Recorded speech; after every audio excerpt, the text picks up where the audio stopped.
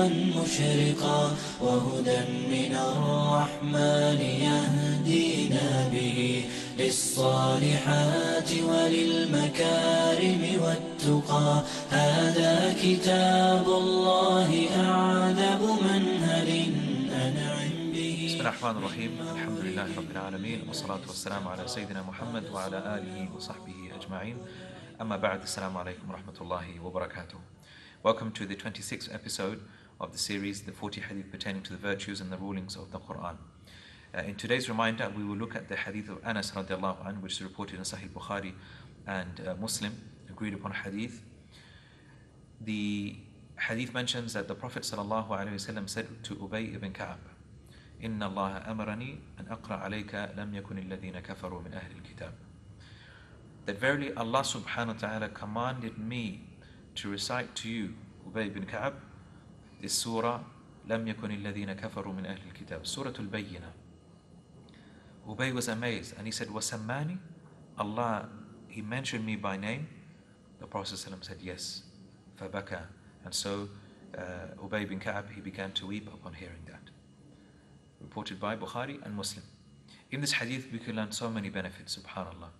The first is that, subhanallah, the Prophet ﷺ was commanded to recite the Qur'an to Ubay ibn Ka'ab. Now, who was Ubay ibn Ka'ab?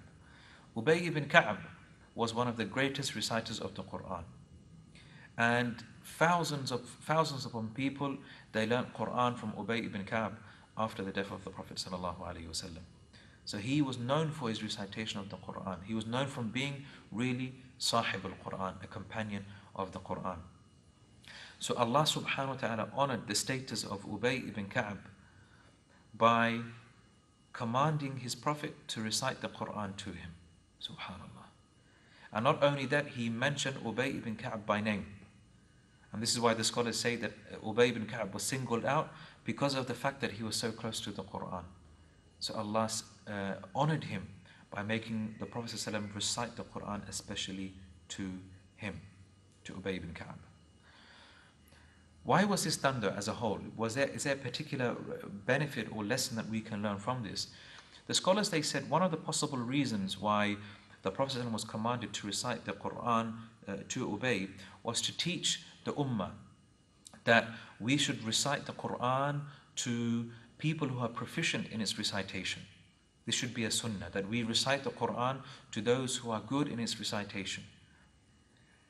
And even though they might be of a lesser degree than us, as long as they are, because of course the Prophet ﷺ was the best of the reciters of the Qur'an. But there might be someone who is lesser in degree than you, but if they are a proficient reciter of the Qur'an, it is good that we have our Qur'an checked by them. And this helps us to preserve the Qur'an in our hearts, but it helps to preserve the Qur'an in the community as a whole if we get other people to check the Qur'an for us. We also learn the humility of the Prophet ﷺ, subhanallah, that despite being someone who is more knowledgeable in Qur'an than Ubay, then he recited the Qur'an to Ubay. We also learn one of the reasons, as the scholars mentioned, why Ubay ibn Ka'ab was singled out is because of his strong memory as well. So the Prophet ﷺ recited this surah, Surah Al-Bayyinah, to Ubay so that he can go and convey it to other people as well. And because he had a strong memory, he was able to convey it in a precise manner, which shows you the role, essentially, of the Huffaz. It shows you the role of those people who memorize the Qur'an. They are the people who convey the Qur'an to other people as well as its teachings as well. So inshallah, we should take a lesson from this, that inshallah ta'ala, that we strive to be of those who perfect the recitation of the Qur'an, and that we are engaged in reciting the Qur'an to others as well. And it's a tradition amongst Qur'an teachers that they even say to people that have finished their hifz, after you finish your hifz of the Qur'an, you should still come back and recite the Qur'an to your former teachers, because this was a tradition of the reciters of the Qur'an. Even though the new hafiz might reach to a higher level in comparison to his teachers, subhanAllah, but he should still recite to them, and this was a practice of the Qur'an, of the reciters of the Qur'an. In the next hadith, inshallah ta'ala, we will look at the importance of being consistent in the recitation of the Qur'an and the danger of not being consistent.